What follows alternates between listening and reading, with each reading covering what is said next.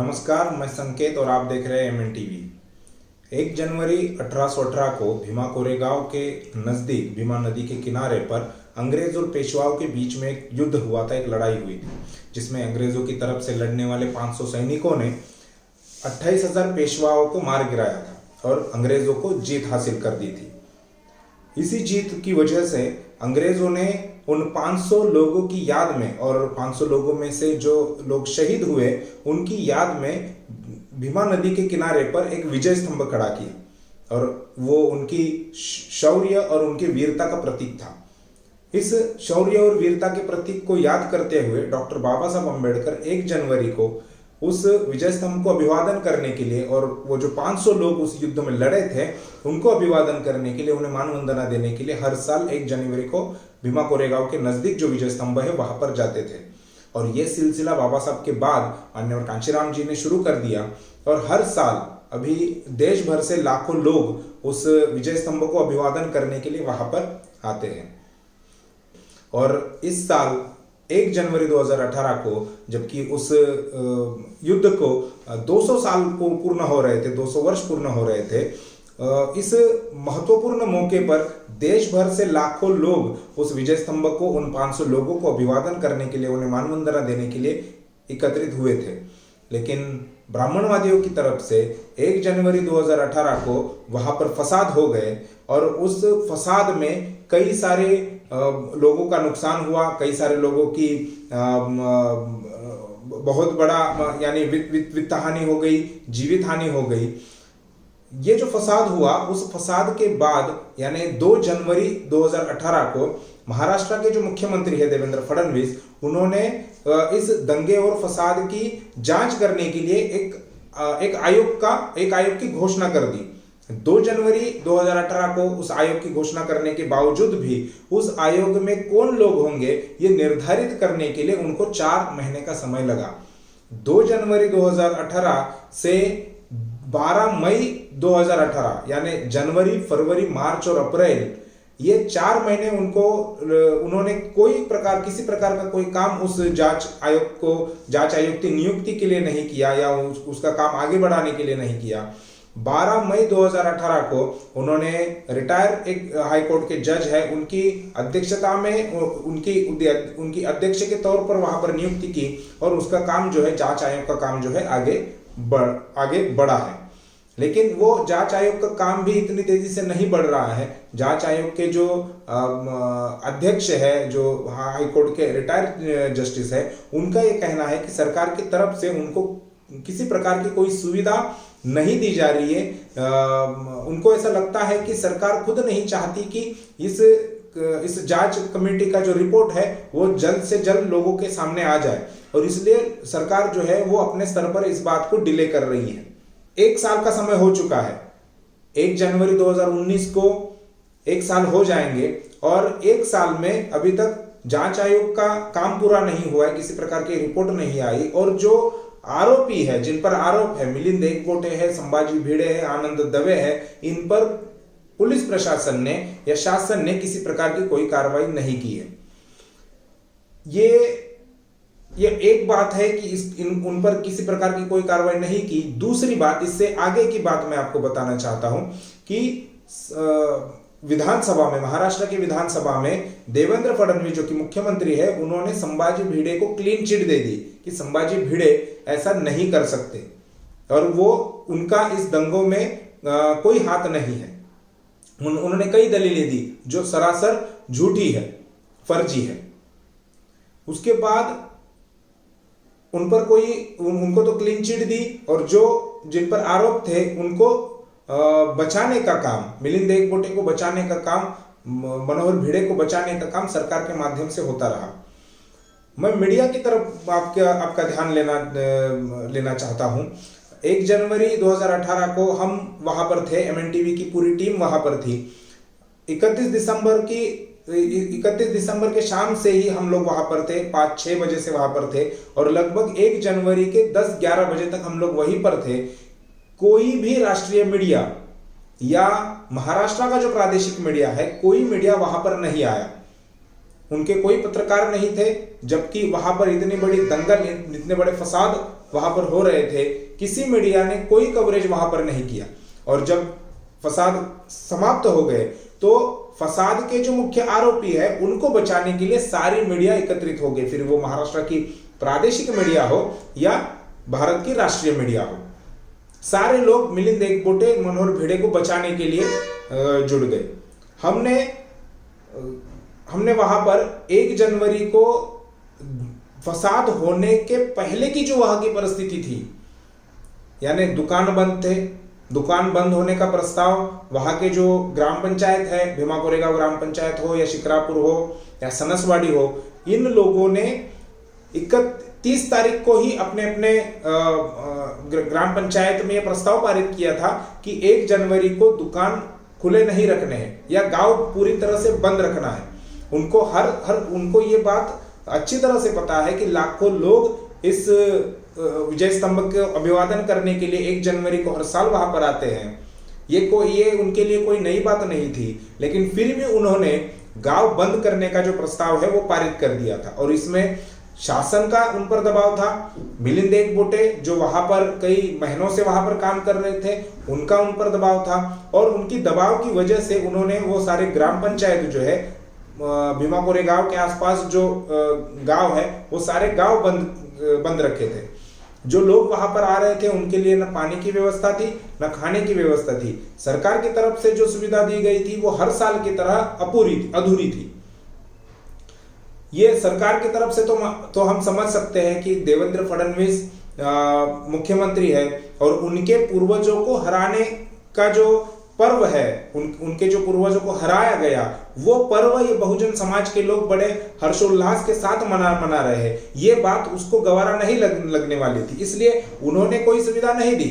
लेकिन जो गांव वाले हैं उनको पता है कि हर साल यहाँ पर लोग आते हैं, हर साल लोगों की खाने की व्यवस्था, पानी पीने की व्यवस्था गांव वाले करते हैं।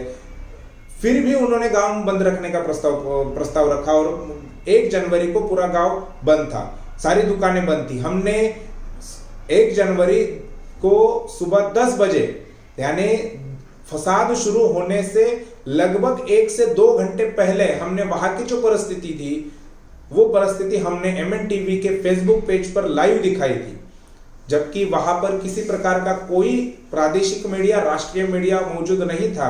लेकिन फसाद होने के बाद उन फसाद के जो मुख्य आरोपी है उनको बचाने के लिए सारा मीडिया जुड़ गया।